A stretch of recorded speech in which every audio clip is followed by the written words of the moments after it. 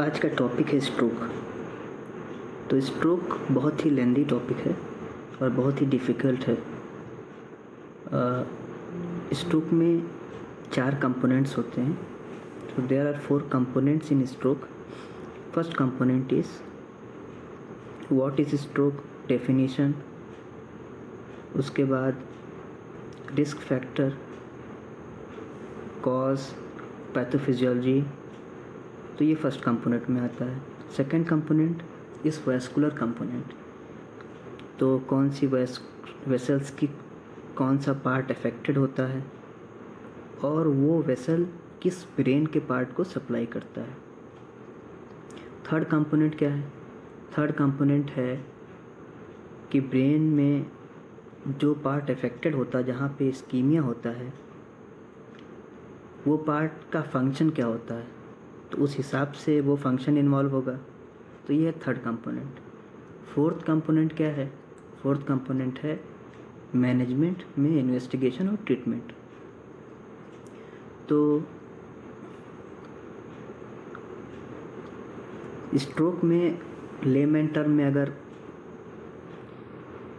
किसी को जानना हो तो स्ट्रोक इस बेसिकली सेरेब्रो वैस्कुलर इवेंट होता है जिसमें थ्रोम्बस या एम्बोलस बनता है ब्रेन के आर्टरी में, जिसकी वजह से ब्रेन का वो पार्ट अफेक्ट कर जाता है, जिसकी वजह से पैरालिसिस या जो भी फंक्शंस उस ब्रेन का वो पार्ट जो भी फंक्शन करता है, मतलब जहाँ उसकी सप्लाई होती है फाइबर्स की, वो अफेक्ट कर जाते हैं। तो सेकेंड ईयर से हम लोगों ने कम से कम 2 से 3 पेशेंट देखे हैं जब से सेकेंड ईयर से पोस्टिंग लगी है। तो बेसिकली हॉस्पिटल में ये भी लिखा होता है, बोर्ड लगे होते हैं कि 4 घंटे के अंदर अगर आप स्ट्रोक के पेशेंट को नहीं ट्रीट किए तो इरिवर्सिबल डैमेज हो चुका होता है। तो बेसिकली पेशेंट जो होता है 1.9 मिलियन न्यूरॉन लूज़ करता है एवरी मिनट। एक्यूट स्ट्रोक को बोलते हैं brain attack. Acute onset on focal neurological defect, vascular cause. अच्छा, तो उसका डेफिनेशन क्या है? Rapidly developing clinical sign with focal और global disturbance of cerebral function with symptoms lasting 24 hours or longer or leading to death with no apparent cause other than vascular origin। तो basically vascular origin होता है, brain के part को वहाँ पे ischemia होता है और इफेक्ट करता है। WHO ने कहा हम भी डेफिनेशन देंगे। तो WHO का डेफिनेशन है neurological defect of sudden onset with focal rather than global dysfunction in which after adequate investigations symptoms are presumed to be of non-traumatic vascular origin and last for more than 24 hours। 24 hours कहते हैं पर 6 hours में या 12 hours में irreversible damage हो चुका होता है। ठीक, तो WHO का जो थोड़ा सा डिफरेंस है कि ग्लोबल, यहाँ पे ग्लोबल नहीं है, रेदर देन ग्लोबल लिखा हुआ है। ठीक, और मोर देन 24 आवर्स भी लिखा है। अच्छा, अब स्ट्रोक का वेरिएंट एक होता है ट्रांजिएंट इस्कीमिक अटैक, TIA। ठीक, तो इसमें 1 आवर का होता है। A brief episode of neurological dysfunction caused by focal brain on और retinal ischemia with clinical symptoms lasting less than 1 hour without evidence of infarction. तो इसमें इन्फॉक्शन का एविडेंस नहीं होता, लेकिन सिम्टम्स जो आते हैं वो स्ट्रोक वाले ही होते हैं, स्ट्रोक ही होता है वो, और 1 आवर में आता है। इसको बोलते हैं transient ischaemic attack. Risk factors में MI या स्ट्रोक सेम वही है। ठीक है, अब इसके कॉज क्या होते हैं? तो इसमें कॉज एंड रिस्क फैक्टर्स जो होते हैं वो क्या क्या होते हैं? तो थ्रोम्बोटिक कॉज होता है, एम्बोलिक कॉज होता है। ठीक, और एक हेमोरेजिक कॉज भी होता है, तो उसको बाद में डिस्कस करेंगे, वैसे ये टॉपिक लंबा जाने वाला है। तो थ्रोम्बोटिक कॉज में एथेरोस्क्लेरोसिस होती है, वेस्कुलाइटिस होती है, हाइपरकोआगुलेबल स्टेट होता है, डिसेक्शन होता है। ठीक, अब वेस्कुलाइटिस में सबसे फेमस जो है टाकायासु वेस्कुलाइटिस। उसके बाद नॉन माइलोप्रोलिफरेटिव डिसऑर्डर्स हो सकते हैं, एप्ला सिंड्रोम हो सकता है, एंटी फॉस्फोलिपिड सिंड्रोम बोलते हैं एप्ला को, होमोसिस्टिन्यूरिया हो सकता है। एम्बोलिक में एक जगह एम्बोलाई बना, थ्रोम्बस बना, वहाँ से एक जगह से एम्बोलाई दूसरी जगह पे ट्रैवल करता है, तो आर्टरी टू आर्टरी एम्बोलाइजेशन होता है, जो कैरोटिड आर्टरी होता है मेन मोस्ट कॉमन। फिर कार्डियो एम्बोलिक होता है आर्टीरियल फिब्रिलेशन की वजह से। ठीक, उसके बाद ASD होता है, arterial septal defect. Patent foramen ovale होता है। ठीक, इन्फेक्टिव एंडोकार्डाइटिस, मायोकार्डियल इन्फेक्शन भी हो सकता है। ठीक, common risk factors cigarette smoking, physical inactivity, excess alcohol, diabetes mellitus, कोई ड्रग ले रहा हो, कोकेन हो, एम्फिटामीन हो, और protein C protein S deficiency हो, एंटी थ्रोम्बिन 3 डिफिशियंसी हो। उसके बाद सिकल सेल एनीमिया हो सकता है, सिस्टमिक मैलिग्नेंसी हो सकती है, इन्फेक्शन, मतलब मिलियन ऑफ कॉजेस हैं। ठीक है, और रिस्क फैक्टर्स हैं। तो कोई भी कॉज जिसकी वजह से एम्बोलाई बनता है, थ्रोम्बस बनता है, वो कॉज करा सकता है स्ट्रोक को। ठीक, अब स्ट्रोक का जो क्लासिफिकेशन है वो देखते हैं। तो basically stroke is 99% arterial and 1% venous due to cerebral venous thrombosis. 99% arterial में 85% इस्कीमिक स्ट्रोक होता है, 15% हेमोरेजिक स्ट्रोक होता है। ठीक, तो एक थ्रोम्बस बता दिया था, एम्बोलस बता दिया था, हेमोरेजिक स्ट्रोक भी होता है, तो वो इंट्रा पैरेन्काइमल ब्लीड की वजह से होता है, तो उसकी वजह से भी स्ट्रोक होता है। एन्यूरिज्म हो सकता है, पोस्टीरियर कम्युनिकेटिंग आर्टरी साइट पे एन्यूरिज्म हो सकता है। ठीक है, मोस्ट कॉमन। तो क्लासिफिकेशन में 85% इस्कीमिक था, 15% हेमोरेजिक था। अब 85% इस्कीमिक में 65% इस एंटीरियर सर्कुलेशन से स्ट्रोक होता है, 20% पोस्टीरियर सर्कुलेशन में स्ट्रोक होता है। ठीक, तो पोस्टीरियर सर्कुलेशन में 20% होता है, पर इतना सिग्निफिकेंट होता नहीं है। मतलब मोस्ट ऑफ जितने पेशेंट आते हैं वो एंटीरियर सर्कुलेशन वाले स्ट्रोक के पेशेंट होते हैं। ठीक,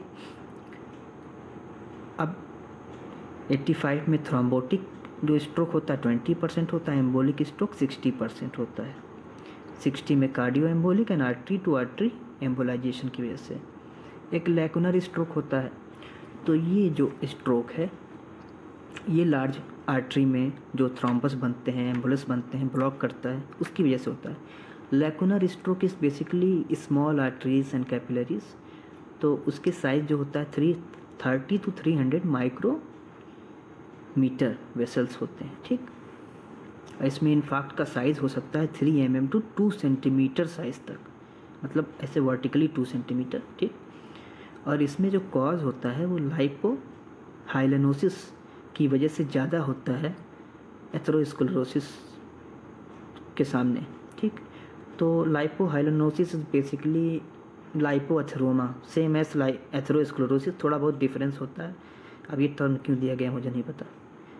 तो और यहाँ पे जो हो रहा है वो एथेरोस्क्लेरोसिस की वजह से हो रहा है। ठीक, तो ये तो हो गया क्लासिफिकेशन, थोड़ा सा क्लासिफिकेशन। और तो इस्कीमिक स्ट्रोक में आपका anterior circulation and posterior circulation. Anterior circulation में कौन आएगा?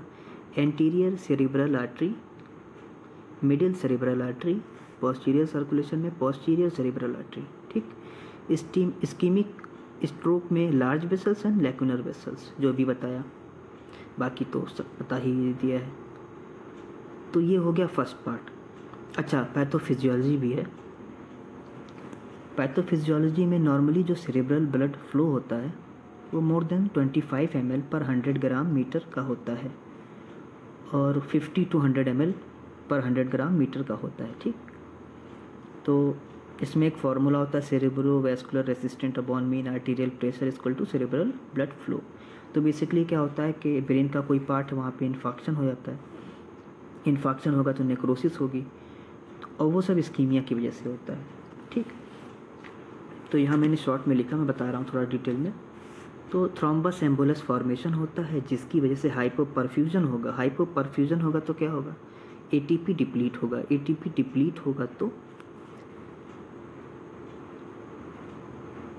ये लिखा hypoperfusion mediated decrease in ATP that और inhibition of sodium potassium ATPase.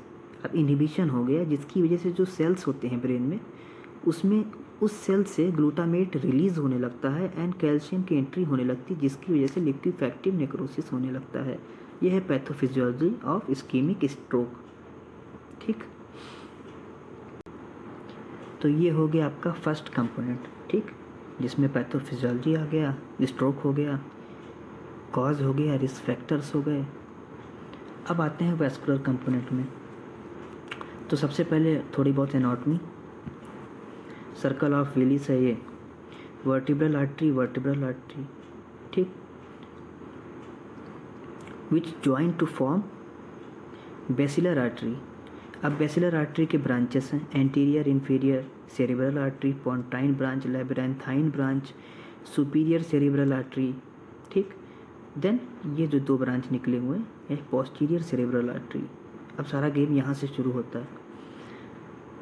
उसके बाद ये जो ब्रांच गया है ये पोस्टीरियर कम्युनिकेटिंग आर्टरी है जो कि इंटरनल कैरोटिड आर्टरी पे जाके ज्वाइन करता है। ठीक, और वही इंटरनल कैरोटिड आर्टरी का जो बैकवर्ड है ये है मिडिल सेरेब्रल आर्टरी। ये middle cerebral artery anterior cerebral artery से कंबाइन करता है, और ये जो कंबाइनिंग आर्टरी है इसको बोलते हैं एंटीरियर कम्युनिकेटिंग आर्टरी। तो ये बनता है आपका सर्कल ऑफ विलिस, और यहीं पे थ्रोम्बस एम्बुलस बनता है और सारा गेम यहीं पर होता है। ठीक, तो ओवरऑल यही है। बाकी इसमें बहुत डीप भी है जाने के लिए, पर उसमें नहीं जाएंगे क्योंकि फिर बहुत टाइम लग जाएगा और समझ में नहीं आएगा। ठीक है, तो अब वैस्कुलर पार्ट में मिडिल सेरेब्रल आर्टरी में आते हैं। ठीक, मिडिल सेरेब्रल आर्टरी सप्लाई करता है superior lateral surface of brain में। एंटीरियर सेरेब्रल आर्टरी सप्लाई करता है मीडियल सरफेस ऑफ ब्रेन। अब ये दो पार्ट हो गए। अब मिडिल सेरेब्रल आर्टरी के दो कंपोनेंट्स होते हैं, M1 एंड M2। M1 जो होता है वो लेंटिकुलो स्ट्राइएड ब्रांच देता है caudate nucleus globus pallidus putamen posterior limb of internal capsule को। M2 जो होता है वो सिल्वियन फिशर में जाएगा। अब M2 का सुपीरियर डिवीजन होता है, इंफीरियर डिवीजन होता है।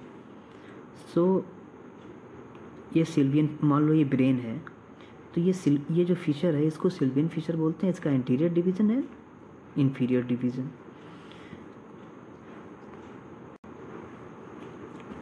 अच्छा, एक चीज़ और है, ये मान लीजिए ब्रेन है। ठीक, और ये आप यहाँ पे कॉर्पस कैलोसम होगा, ये ब्रेन के दो हेमिस्फीयर हैं।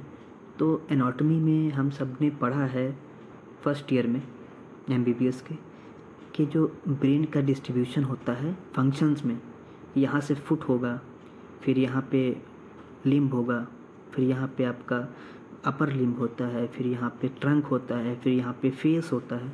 तो इस तरह से डिस्ट्रीब्यूशन होता है। और मोटे तौर पे कहा जाए तो जो मिडिल सेरेब्रल आर्टरी होती है वो फेस को सप्लाई करती है, फेस के पार्ट पे सप्लाई करेगी, और जो एंटीरियर सेरेब्रल आर्टरी होती है वो फुट पे सप्लाई करती है। ठीक, तो अब उस हिसाब से पढ़ते हैं। अब वैसे तो बहुत डीप है, जानने को तो बहुत कुछ है, लेकिन बता रहे हैं तो इसमें बस सुन लो। तो stem of medial cerebral artery occlusion होगा तो कॉन्ट्रालैटरल हेमीप्लेजिया होगा, कॉन्ट्रालैटरल हेमी सेंसरी लॉस होगा। ठीक, कॉन्ट्रालैटरल होमोनिमस हेमियोनोपिया होता है, ग्लोबस एफेसिया हो सकता है। अब इसमें M1 segment, M2 segment, M2 segment का इंफीरियर डिवीज़न, वर्निकेस एफेसिया। ठीक, अभी मैं बता रहा हूँ पर ये याद पॉसिबल नहीं है याद होना। तो प्योर मोटर M1 सेगमेंट में posterior limb of internal capsule ये थैलमस पे जाती है, तो थैलमस किसको सप्लाई करता है, वो इफेक्ट होगा। फिर डिसआर्थरिया, फिर एंटीरियर सेरेब्रल आर्टरी, ठीक है, ये सब हो गया। फिर पोस्टीरियर सेरेब्रल आर्टरी ये है proximal to proximal communicating artery, mid brain को सप्लाई करता है thalamus, subthalamus, medial temporal lobe, occipital lobe. तो जैसा कि मैंने पहले कहा है कि ये सब याद करना पॉसिबल नहीं है। इसको याद करने के लिए आपको एनाटॉमी पूरी पढ़नी पड़ेगी, ठीक है, कि ब्लड सप्लाई जो है ब्रेन की, blood is supplying to which part of the brain and that part of the brain का वो पर्टिकुलर फंक्शन क्या है, ठीक है। तो मोटे तौर पे अगर कहा जाए तो जो एंटीरियर सेरेब्रल आर्टरी होती है वो लेग पे सप्लाई करती है, और जो मिडिल सेरेब्रल आर्टरी होती है वो फेस के पार्ट पे सप्लाई करती है। बाकी पोस्टीरियर सेरेब्रल आर्टरी का इन्वॉल्वमेंट इतना नहीं होता, 20% होता है, तो उसको अभी के लिए उसको कुछ ना समझो, बाद में उसके लिए अलग से वीडियो बना देंगे डिटेल में। लेकिन अभी के लिए इतना बस है कि अगर लेफ़्ट एंटीरियर सेरेब्रल आर्टरी में इन्फेक्शन होता है तो right part of the leg में नंबनेस होगा, वीकनेस होगा, पैरालिसिस होगा। राइट एंटीरियर सेरेब्रल आर्टरी है तो left part of the leg में नंबनेस होगा, वीकनेस होगा, मोटर फंक्शंस उसमें नेग्लेक्ट होंगे, ठीक। फिर मिडिल सेरेब्रल आर्टरी है, अगर लेफ्ट मिडिल सेरेब्रल आर्टरी है तो right part of the face is involve, and left middle cerebral artery है तो लेफ्ट राइट है तो लेफ्ट, लेफ्ट है तो राइट, बस, ठीक।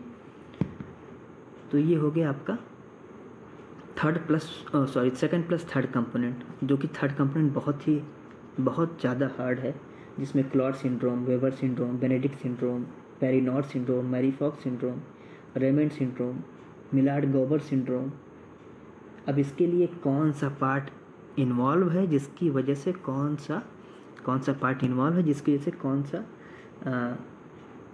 फंक्शन लॉस हो रहा है, तो उसके लिए पूरी एनाटॉमी पढ़नी पड़ेगी, फाइबर्स कहाँ पे जा रहे हैं, उसका फंक्शंस क्या है, तो वो पॉसिबल नहीं है। वैसे वो एग्जामिनर को भी याद नहीं रहता। हाँ, पीजी के लिए पढ़ सकते हैं, तो वो बाद में उसके लिए अलग से वीडियो जब मैं पढ़ूंगा तो बना दूंगा, वो मेरे लिए पॉसिबल नहीं है पढ़ना अभी।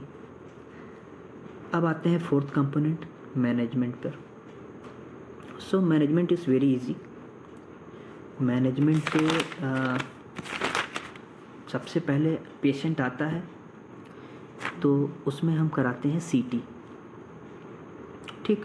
सीटी में कोई इन्फाक्ट नहीं दिखता, कुछ भी नहीं दिखता। सीटी में बस ये दिखता है कि ब्लीडिंग हो रही है कि नहीं हो रही है, ठीक। तो सीटी में फर्स्ट 6 आवर्स में no significant finding, just hyperdense होता है सीटी। कहाँ पर हाइपरडेंस होता है, मिडिल सेरेब्रल आर्टरी में साइन मिलता है, फर्स्ट साइन, इसको बोलते हैं middle cerebral artery sign. More than 6 hour में इंसुलर रिबन साइन मिलता है, और मोर देन 36 आवर में विजिबल साइन मिलता है, तब तक पेशेंट निकल लेगा ऊपर। तो इसके लिए हम MRI कराते हैं, जो लेकिन सीटी इज़ कंपलसरी। सीटी सबसे पहले सीटी ही कराते हैं, उसके बाद तुरंत MRI कराएंगे। तो MRI में हाइपर इंटेंसिटी मिलेगी, and hyper intensity denote infection, ठीक।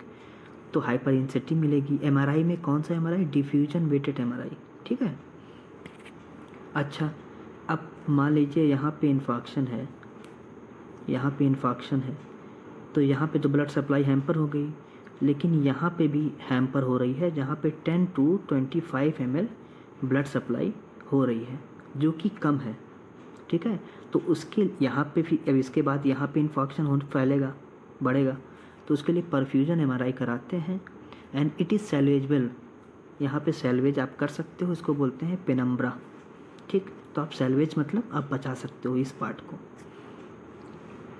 तो ये हो गया आपका MRI एंड CT, ठीक। अब इसमें ट्रीटमेंट क्या होता है, सबसे पहले स्ट्रोक का कोई सस्पेक्टेड पेशेंट आएगा तो सबसे पहले आप करोगे थ्रोम्बोलिसिस, ठीक। थ्रोम्बोलिसिस में जो ड्रग देते हैं थ्रोम्बोलिसिस का वही होगा। उसके बाद एक दूसरा इंटरवेंशन है एंडोवैस्कुलर इंटरवेंशन, जिसमें क्लॉट रिट्रीवल होता है। तो रिकैनालाइजेशन होती है, वहाँ पे जाके क्लॉट को बाहर निकाल लेते हैं। तो अब 6 आवर, 12 आवर और कहीं कहीं पे 24 आवर्स तक भी फैसिलिटी है। लेकिन ये क्रूशियल पीरियड यही होता है 4.3 to 4.5 आवर्स। एक बार मेदांता गया था तो वहाँ पे लिखा था 4 घंटे में स्ट्रोक के पेशेंट को आप बचा सकते हैं। तो एक बड़ा सा बोर्ड लगा था। तो बेसिकली ब्रेन में 3 ऐसे डिजीज़ होते हैं। पहला मेनिंजाइटिस, गुलेन-बारे डिजीज़ एंड स्ट्रोक। इसमें बोलते हैं टाइम इज़ ब्रेन। एक है ना टाइम इज़ मनी, तो ये टाइम इज़ ब्रेन है। मतलब अगर टाइम गया तो फिर आपका ब्रेन गया। तो इसमें फिर उसके बाद एंटी प्लेटलेट देते हैं, एस्पिरिन देते हैं 150 mg टू बी कॉन्टिन्यूड। फिर डबल एंटी प्लेटलेट चलाते हैं, क्लोपिडोग्रेल। फिर मैनिटॉल भी देते हैं अगर आईसीटी बढ़ा हुआ है, इंट्राक्रैनियल टेंशन है। फिर एक्स्ट्रा जो है होता है उसमें स्टैटिन्स होता है और क्या होता है, और भी बहुत चीज़ें होती हैं। न्यूरोप्रोटेक्टेंट देते हैं, ठीक है। मैग्नीशियम ल्यूबेल्यूज़ोल न्यूरोप्रोटेक्टेंट है, वो देते हैं। रिहैबिलिटेशन कराएंगे, पेशेंट को एक्सरसाइज कराते हैं, बाकी सब बहुत चीज़ें, फिजियोथेरेपी होती है, बहुत सारा चीज़ें होती हैं। लेकिन ये बेसिक ट्रीटमेंट यही है कि आप थ्रोम्बोलिसिस करो, फिर उसके बाद जब पेशेंट थ्रोम्बोलिसिस हो जाए उसके बाद जो फर्दर उसको एस्पिरिन चलाओ, और ये ज़िंदगी भर चलेगी एस्पिरिन। तो ये हो गया आपका स्ट्रोक कंप्लीट, जो कि मेडिसिन में लिखे लायक सफिशिएंट है, पर पीजी के लिए सफिशिएंट नहीं है, क्योंकि उसके लिए ब्रेन पूरा पढ़ना पड़ेगा, पूरी एनाटमी, पूरी फिजियोलॉजी, सब कुछ।